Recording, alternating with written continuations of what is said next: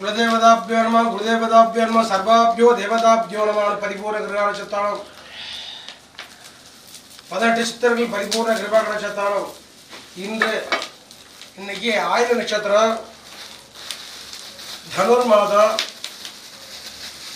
இந்த ஆயுள் நட்சத்திரம் தனுர் மாதம் என்ன விசேஷம்னு கேட்டீங்கன்னா, ஆயுள் நட்சத்திரத்திலேயே தனுர் மாசத்திலே ஒரு 2-3 விசேஷங்கள் இருக்கு.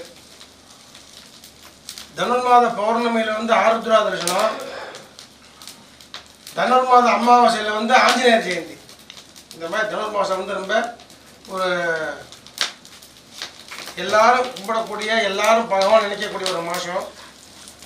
அந்த மாதத்தில் 2 சித்த புருஷர்கள்லாம் இந்த மாதிரி அகஸ்தியர் ஜனனம் பண்ண மாதம் ஆயில்ய நட்சத்திரம். அகஸ்தியர் அப்படின்னா ஈஸ்வருடைய சொரூபம்னு பேர். ஒவ்வொருத்தருக்கும் ஒரு பிரதிநிதி இருப்பா இல்லையா? இப்போ நான் இங்கே உட்காந்துருக்கேன், உங்கள் வீட்டுக்கு நான் போக முடியாது. எங்கள் காலத்தில் என்னோட பிரதிநிதியாக என்னோட மனைவி இருக்கேன். அந்த மாதிரி லோகக்ஷேமத்துக்கு இந்த அகஸ்தியரை அனுப்பிச்சு வச்சிருக்கார். ரிஷி, மகரிஷி, சித்தர், இந்த மாதிரி பல விதமான ஞானத்தின் அடிப்படையில் அந்த பேரில் அமையுது. சித்தர்கள்லாம் அப்படின்னா அவங்க ஒரு ஞானத்தின் அடிப்படையில் வரக்கூடியவங்க.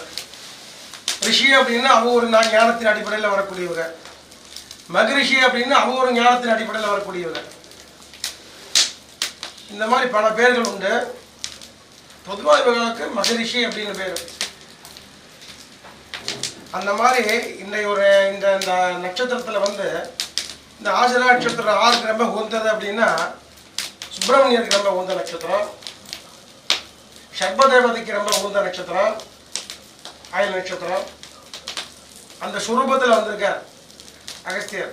இன்னைக்கு அவரை நினைச்சு நம்ம எல்லா காரியங்களும் நம்ம நடத்தி கொடுக்கணும்னு பிரார்த்தனை பண்ணிட்டு, இதில் ஒரே வார்த்தை தான் உண்டு, லோகா சமஸ்தா சுகினோ பவந்து. லோகத்தில் எல்லா க்ஷேம சௌக்கியமாக இருக்கணும் அப்படிங்கிறது பிரார்த்தனை. நம்ம பகவான்கிட்ட அப்படித்தான் பிரார்த்தனை பண்ணிக்கணும். பகவான்கிட்ட என்ன பிரார்த்தனை பண்ணிக்கணும்?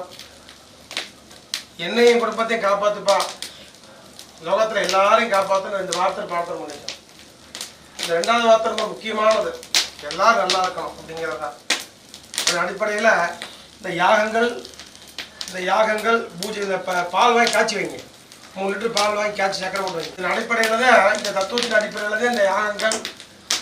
ஒரு அக்னி வளர்த்துனாலே, இந்த அக்னி எதுக்கு வளர்த்துறோம் அப்படின்னா, இந்த அக்னி ரூபமாக நம்ம என்னென்ன நினைக்கிறோமோ, என்ன நினைச்சு ஆகுதி பண்றோமோ அதெல்லாம் சுவாமிகிட்ட வந்து சேர்த்துறது அக்னி மூலியமா. சுவாகா அப்படின்னு சொல்லுவார் ஐயர். சுவாகா அப்படின்னா அக்னியோட மனைவியோட பேர். அந்த சுவாகா அப்படின்னா அவள்கிட்ட கொடுத்து, மனைவியிட்ட கொடுத்து எதுவும் கொடுக்க முடியும். மனைவி இல்லாமல் சங்கல்பம் கிடையாது. மனைவி இல்லாமல் எந்த கர்மா பண்ணக்கூடாது. நல்லது கிட்ட எதுவுமே மனைவி இல்லாமல் பண்ணக்கூடாது.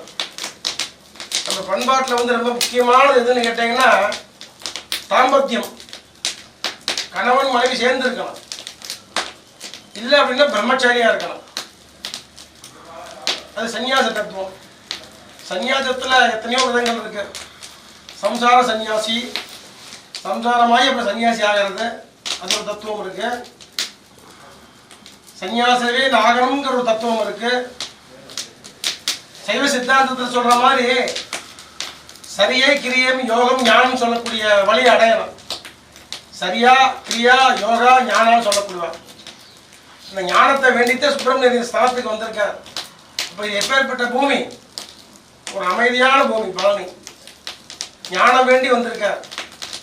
ஒரு இடத்துக்கு நம்ம போகிறோம் அப்படின்னா, ஞானத்தை வேண்டி ஒரு இடத்துக்கு போகிறோம் அப்படின்னா, பசின்னு ஒரு இடத்துக்கு போனால் அங்கே சாப்பாடு கிடைக்கணும். தாகம்னு ஒரு இடத்துக்கு போனால் அங்கே ஜலம் கிடைக்கணும் குடிக்கிறதுக்கு. அப்போ ஞானம் வேண்டி இங்கே வந்திருக்கார்.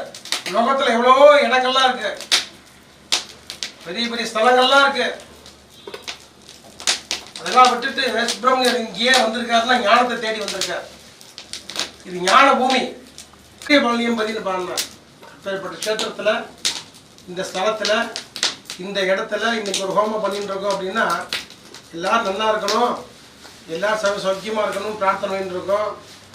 எல்லாரும் நல்லா பிரார்த்தனை பண்ணிக்கணும். அவன் கையில் திரவியங்கள்லாம் வச்சிருக்கேன், அதெல்லாம் சுவாமிக்கு சமர்ப்பணம் பண்ணி அடுத்தது பூர்ணாகுதி நடைபெறும். பிரசாதம்லாம் எல்லாம் வாங்கிட்டு போகணும். எல்லாருமே எல்லாம் நல்லா இருக்கணும் பிரார்த்தனை பண்ணிக்கிறோம்.